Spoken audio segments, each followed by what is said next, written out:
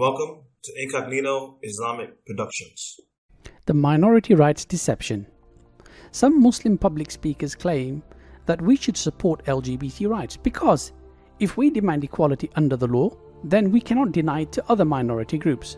And if the LGBT community speak up against Islamophobia, we too should speak up against homophobia.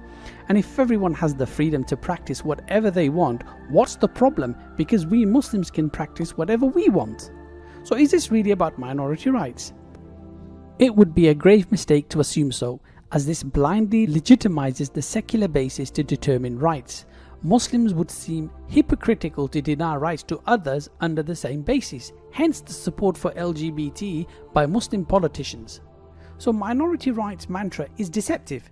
It doesn't mean every community can live as they want. Clearly they can't. No community can organize their financial or business practices according to their values devoid of the state system. Neither can they organize their legal affairs according to their values or organize their educational affairs according to their values devoid of the state system.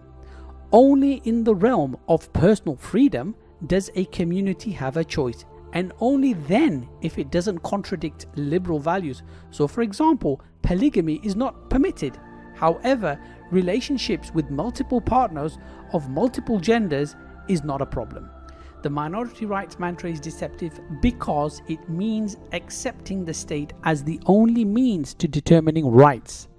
The state will determine who is a legitimate community worthy of rights, and the state only grants choice in the personal sphere. And as Jack Straw said in 2002, Democrats can never accept that religious injunctions take precedence over temporal law.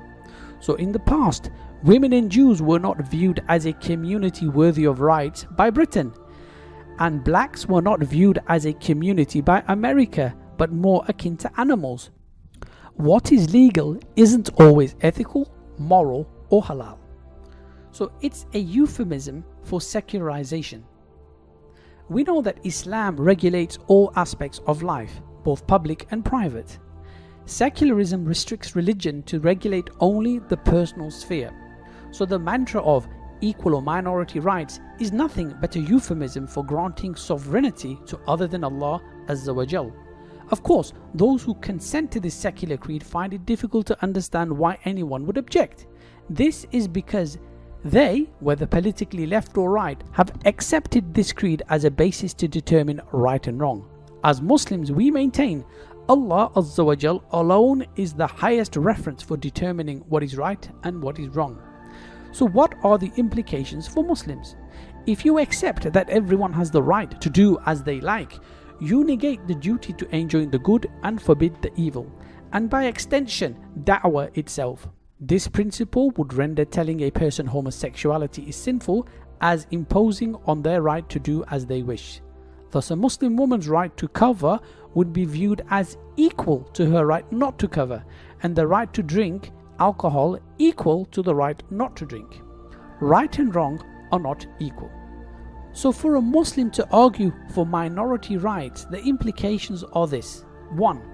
The secularization of Islam by confining it to the personal sphere alone, condoning the reformation of Islam to agree with secular liberal values, and rendering the political, social, judicial and economic aspects of Islam as fanciful ideas.